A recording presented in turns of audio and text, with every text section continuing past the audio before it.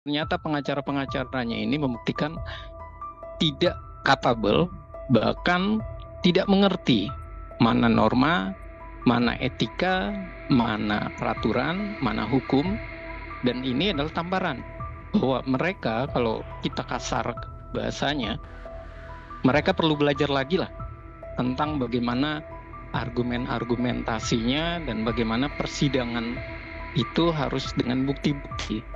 Kalau saya melihat itu adalah orang-orang yang konyol, orang-orang yang tidak bisa memberikan pembelajaran yang terbaik buat negara. Dissenting opinion itu adalah argumentasi para hakim, dan itu tidak perlu dibawa-bawa kepada narasi bahwa mereka ini adalah yang paling benar. Pukulan-pukulan ini saya yakin PDI Perjuangan semakin melingsatan. PDI Perjuangan seperti cacing yang kena garam. Dia lonjak-lonjak, dia berpikir, dia muter-muter dan segala macam. Dengan argumentasi kekonyolan-kekonyolan mereka terus dibangun. Program Tribunnews on Focus, Tribuners, kembali membersamai Anda. Hari ini bersama dengan saya, Nila Yerda. Tribuners, Mahkamah Konstitusi telah menolak seluruh permohonan perkara perselisihan hasil pemilihan umum Presiden dan Wakil Presiden yang diajukan oleh pasangan calon Presiden dan Wakil Presiden nomor urut 1 Anies Baswedan, Muhaimin Iskandar, dan juga paslon nomor urut 3 Ganjar Pranowo dan juga Mahfud MD. MK membacakan keputusan Komisi Pemilihan Umum nomor 360 tahun 2024 yang menetapkan hasil pemilu. Salah satu hasilnya adalah menyatakan bagaimana kemenangan Prabowo Gibran dengan perolehan sekitar 92 juta suara. Ada 5 hakim Tribuners yang menyetujui atau menolak begitu ya dari dalil paslon 01 dan juga 03, namun ada 3 hakim yang kemudian dissenting opinion terkait hasil putusan Mahkamah Konstitusi hari ini. Untuk membahas hal tersebut, saya sudah tersambung melalui Zoom bersama dengan pengamat politik dari Citra Institute, ada Bang Efriza. Bang Efriza, terima kasih banyak sudah bergabung. Apa kabar, Abang? Alhamdulillah baik, Mbak. Dan terima kasih untuk Tribun News dan terima kasih untuk On Focus Tribun News atas undangannya. Ya, terima kasih juga saya sampaikan Bang Efriza menyempatkan waktunya berbincang bersama dengan saya hari ini setelah melihat dari pagi tadi Bang hasil putusan Mahkamah Konstitusi atau sidang yang dilakukan begitu ya, dan hasilnya akhirnya sudah resmi diketok oleh MK dan secara keseluruhan ini gugatan atau dalil dari paslon 01 dan 03 ditolak begitu Bang Efriza. Saya ingin minta pengantar terlebih dahulu melihat bagaimana hasil akhir putusan MK ini, Bang Efriza. Ya, kalau melihat hasil akhir putusan MK ini sangat menarik ya, Mbak. Yang pertama adalah bahwa ini membuktikan Mahkamah Konstitusi itu punya nilai dan ia atau mereka para hakim ini benar-benar objektif. Itu yang pertama. Yang kedua, ini adalah kemenangan. Putusan ini adalah kemenangan rakyat dan keputusan ini harus disambut sukacita oleh rakyat Indonesia karena bedanya memang 50 juta suara dan ini sangat jelas sekali bahwa keputusan ini juga menghargai legitimasi dari rakyat yang begitu besar. Dan berikutnya juga keputusan ini adalah, kalau bahasa sarkasnya adalah, ini tamparan yang sangat keras ke wajahnya Anies Baswedan dan juga ke Ganjar Pranowo dan utamanya juga kepada PDI Perjuangan. Mengapa ini disebut sebagai sebuah tamparan yang keras? Ini jelas bahwa yang pertama kita bisa melihat dalil-dalil mereka itu dipatahkan, dan yang kedua dalil mereka lemah, dan yang ketiga mereka ini hanya mengulang-ulang sesuatu yang malah membuktikannya. Dari tim Anies misalnya, dari pengacaranya begitu banyak, ternyata pengacara-pengacaranya ini membuktikan tidak capable, bahkan tidak mengerti mana norma, mana etika, mana peraturan, mana hukum, dan ini adalah tamparan bahwa mereka, kalau kita kasar bahasanya, mereka perlu belajar lagi lah tentang bagaimana argumentasinya dan bagaimana persidangan itu harus dengan bukti-bukti. Dan ini adalah rakyat ketika bicarakan bahwa semua argumentasi mereka adalah argumentasi yang lemah dan semua perilaku mereka adalah perilaku yang bisa dikatakan perilaku yang tidak terpuji, tidak move on, dan memang tidak negarawan. Jadi seperti itu, Mbak, untuk awal pendahuluannya. Baik, Bang Efriza, terima kasih. Ini kalau kita singgung lebih mendetail terkait bagaimana dalil-dalil yang ditolak begitu ya Bang ya. Ini kan permohonan diskualifikasi paslon 02. Ini juga Hakim MK menyatakan permohonan ini tidak beralasan menurut hukum begitu ya. Tidak adanya bukti yang kuat juga berdasarkan hukum untuk bisa melakukan diskualifikasi terhadap pasangan Prabowo Gibran. Artinya apa yang kemudian didalilkan paslon 01 dan 03 untuk mendiskualifikasi paslon 02 ini kan dinyatakan tidak sesuai aturan begitu oleh Hakim MK. Abang melihatnya seperti apa? Ya, apa yang diargumentasikan oleh MK itu memang benar nyata bahwa yang pertama KPU itu sudah terbukti dia menjalankan putusan MK. Ya. Dan yang kedua bahwa putusan MK itu final dan mengikat dan harus dijalani. Dan itu adalah prosedur yang ada dan itu adalah prosedur dalam sebuah hukum tata negara dan hukum dalam praktek bernegara kita dan antar institusi. Dan berikutnya juga ada sindiran yang sangat keras yang kalau kita baca dari statementnya atau argumentasi putusan MK yang menyatakan bahwa kenapa mereka malah menerima saat ditetapkannya Prabowo Gibran. Mereka bersuka cita Anies maupun Ganjar. Yang semestinya mereka kalau emang menyatakan bahwa tidak etika atau tidak layak, harusnya ditolak sejak awal. Dan ini kan membuktikan bahwa mereka melihat etika ini dianggap kelemahan dari Gibran. Dan ternyata mereka itu kalah berpikir, mereka kalah taktik, kalah strategi, dan ternyata mereka malah menjadi orang yang jumawa.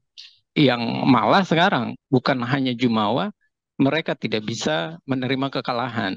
Dan ini adalah fakta yang miris. Dan begitu juga ketika kita membaca bagaimana apa yang diucapkan oleh para hakim maupun di dalam argumentasinya, ini sangat terlihat sekali. Argumentasinya malah menunjukkan kelemahan dari tim kuasa hukumnya dari pasangan Anies maupun Ganjar. Kenapa dianggap lemah? Karena mereka tidak punya bukti. Dan mereka argumentasinya juga lemah. Dan mereka pun tidak tampak mengetahui, mempelajari, bahkan mengerti tentang arti putusan MK. Mereka membawa putusan MK, ternyata putusan MK itu ya tidak secara langsung atau bisa diargumentasikan ketika putusan MK menyatakan Anwar Usman bermasalah, akhirnya bisa ditarik bahwa ini putusannya adalah padahal ini membacanya tidak seperti itu. Dan itulah yang dibenarkan oleh atau diperbaiki oleh Mahkamah Konstitusi.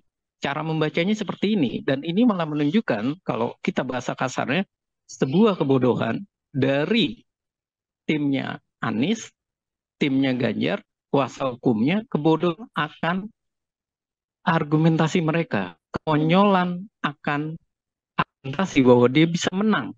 Bahkan ini adalah sebuah kebodohan, kesesatan berpikir bahwa suara rakyat bisa dikalahkan oleh argumentasi mereka yang lemah, alat bukti yang lemah.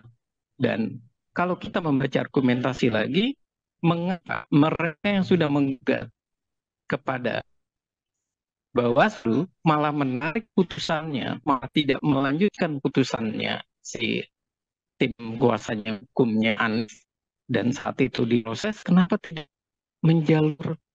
mengambil jalur itu?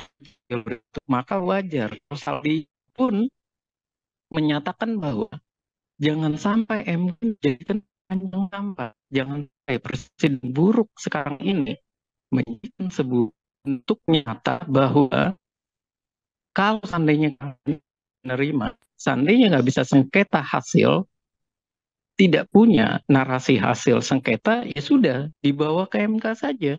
Semua diputuskan oleh MK. Dan ini adalah sebuah argumentasi yang lagi-lagi membuktikan bahwa intelektual mereka, kecerdasan emosional mereka itu sangat lemah. Dan bisa dikatakan bahwa mereka terperang kepada pikiran-pikiran bahwa mereka bisa menang, pikiran-pikiran bahwa mereka bisa mendapat hasil yang terbaik, pikiran-pikiran bahwa pemilu kita adalah 2 putaran. Dan itu adalah kekonyolan nyata bahwa mereka menyatakan itu, artinya mereka menyatakan bahwa masyarakat Indonesia adalah masyarakat yang bodoh. Padahal yang bodoh itu bukan masyarakatnya, tapi para politisinya. Seperti itu, Mbak. Oke, ini salah satu strategi yang salah begitu ya, Bang Efriza ya, untuk kemudian membawa beberapa dalil-dalil ke Mahkamah Konstitusi, diantaranya dengan putusan MK hari ini, Bang Efriza menjadi salah satu pembuka tanda tanya juga artinya bahwa memang soal keterlibatan aparatur sipil negara ini juga dinyatakan MK tidak terbukti. Kemudian terkait bantuan sosial yang digelontorkan pemerintahan Presiden Jokowi ada kaitannya begitu ya.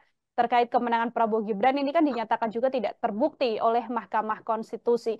Melihat banyaknya dalil-dalil atau tuduhan awalnya yang disampaikan untuk paslon 02 lalu dibawa ke Mahkamah Konstitusi, bagaimana Abang menganalisa hal ini? Gugatan atau dalil yang kemudian dinyatakan tidak tepat oleh hakim. Iya, kalau saya bisa katakan bahwa keputusan MK yang menolak gugatan mereka seluruhnya, ini artinya MK membersihkan nama baik, membersihkan proses pemilu yang dianggap cacat, yang dianggap tidak beretika, yang dianggap tidak menimbulkan aura reformasi, tidak membawa kemajuan. Malah, secara tidak langsung, MK telah membuktikan argumentasi mereka lemah. MK membuktikan bahwa mereka yang mengajukan gugatan ini adalah mereka para capres atau calon presiden yang bukan hanya argumentasinya lemah, tapi mereka provokatif. Mereka membawa isu-isu yang malah menelanjangi, bahasa kasarnya menelanjangi pikiran-pikiran mereka bahwa ini argumentasinya ini bahwa mereka bisa menang. Argumentasinya ini mereka merasa bahwa mereka bisa untuk putaran kedua. Mereka merasa bahwa mereka ini punya etika. Tapi ternyata mereka semua ini salah. Bahkan untuk Pelinsos dan Bansos pun sudah dinyatakan bahwa itu diputuskan oleh DPR. Dan ini tidak ada argumentasi atau alat bukti yang menunjukkan ini terjadi sebuah upaya untuk menggalang atau memobilisasi massa. Itu yang pertama. Yang kedua, ini juga dibuktikan bahwa cawe-cawe presiden itu tidaklah tepat. Karena tidak ada alat bukti yang bisa menunjukkan cawe-cawenya seorang presiden. Dan lagi-lagi, ini makin ditunjukkan, makin terlihat bahwa mereka melakukan kekonyolan terhadap diri mereka sendiri, mereka melumuri noda di muka mereka sendiri, para capres, dengan sebuah pernyataan, hasil survei, hasil argumentasi terhadap survei itu lemah, yang menyatakan bahwa masyarakat ini terpengaruh oleh hasil bansos, terpengaruh oleh apa yang dari bansos. Dan ini artinya MK malah membersihkan legitimasi masyarakat. Dan MK malah menunjukkan bahwa yang bodoh itu bukan masyarakatnya, tapi yang bodoh itu adalah para capresnya. Karena mereka tidak tahu bahwa suara rakyat itu adalah suara real memilih Prabowo Gibran. Dan suara rakyat itu adalah suara yang benar-benar bersih. Dan apa yang dilakukan oleh Pak Presiden Jokowi, apa yang diargumentasikan oleh para menteri, itu juga menunjukkan bahwa mereka lemah argumentasinya. Mereka tidak punya alat bukti. Artinya, secara kuantitatif mereka lemah, secara kualitatif mereka jeblok. Bisa dikatakan, inilah yang namanya proses demokrasi Indonesia, proses gugatan yang benar-benar kerdil. Yang kerdil dalam arti pikirannya, emosinya. Mereka mengkerdilkan diri mereka yang merasa bahwa mereka jumawa, mereka berwibawa, mereka flamboyan, mereka pintar, intelektual. Tapi mereka menjerumuskan diri mereka dalam kubangan yang sangat kotor. Mereka mengargumentasikan masyarakat bodoh. Padahal mereka bodoh bahwa argumentasi mereka ternyata lemah. Di mana letak banyaknya pengacara-pengacara Anies di mana letak hebatnya PDI Perjuangan sebagai partai penguasa ketika melakukan gugatan itu ternyata malah argumentasinya lemah dan malah ditolak seluruhnya.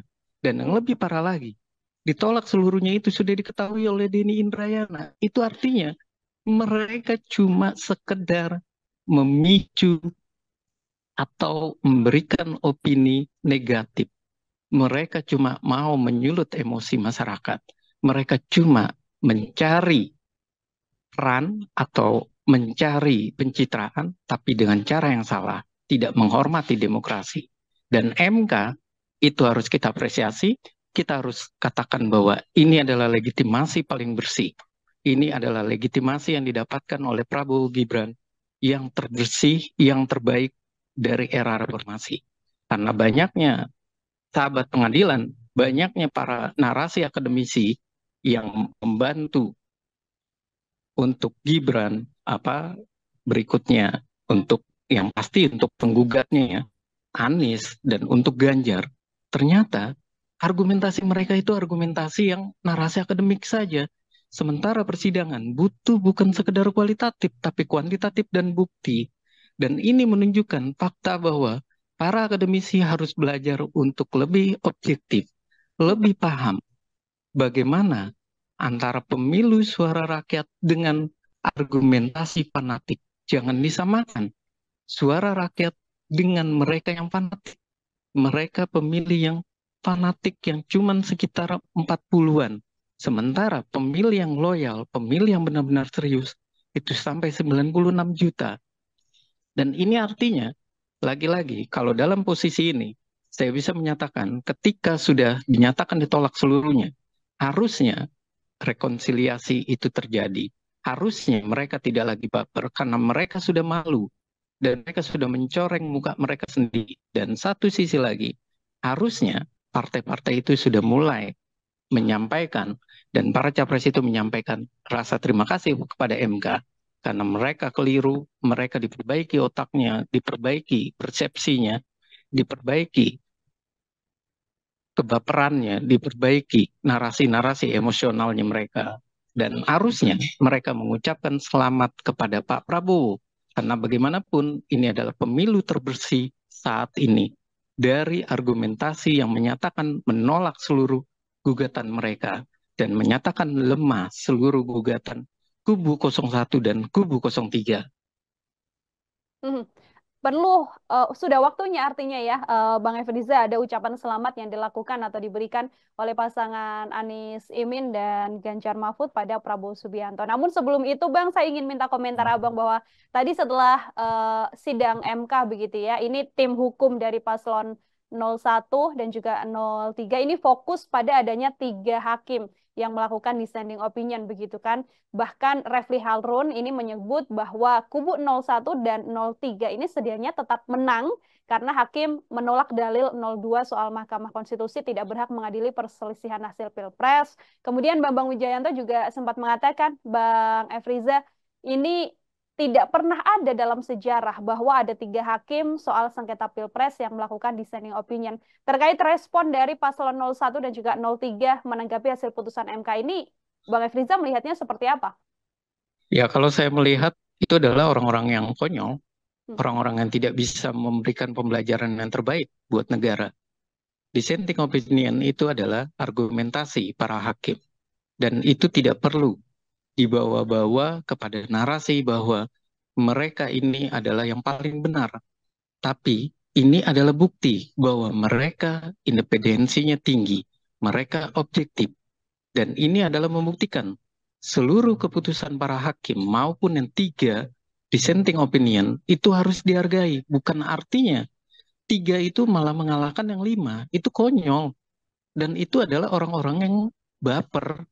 Yang bisa kita katakan orang-orang yang tidak mau kalah, yang tidak mau menerima kekalahan. Dan kalau orang-orang kayak begitu, ke depannya tidak perlu kita ajaklah untuk di dalam ikut perpolitikan di Indonesia. Udah harus diabaikan lah narasi-narasi mereka. Karena mereka itu adalah narasi yang selalu penuh dengan retorika atau provokatif. Dan mereka selalu berpikir bahwa mereka itu bisa menang. Mereka selalu berpikir bahwa mereka ingin menyenangkan hati mereka, tapi mereka tidak berpikir bahwa yang namanya politisi, yang namanya praktisi, yang namanya pengamat, ataupun orang yang terjun di politik, dia harus punya jiwa besar. Dia harus berani menyatakan kalah, ya kalah. Karena ini adalah suara rakyat. Rakyat yang harus dikedepankan. Rakyat yang harus menjadi hal yang utama. Dan suara demokrasi itu ditunjukkan dengan kita menghargai suara rakyat. Bukan malah memecah suara hakim. Dan menganggap bahwa hakim ini adalah dewa, hakim ini adalah Tuhan.